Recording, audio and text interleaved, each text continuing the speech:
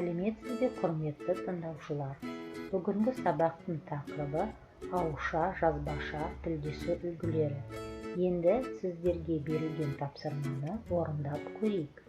Сұрақтарға жауап беріңіз және жауаптарды дәптерлеріңізге жазыңыз.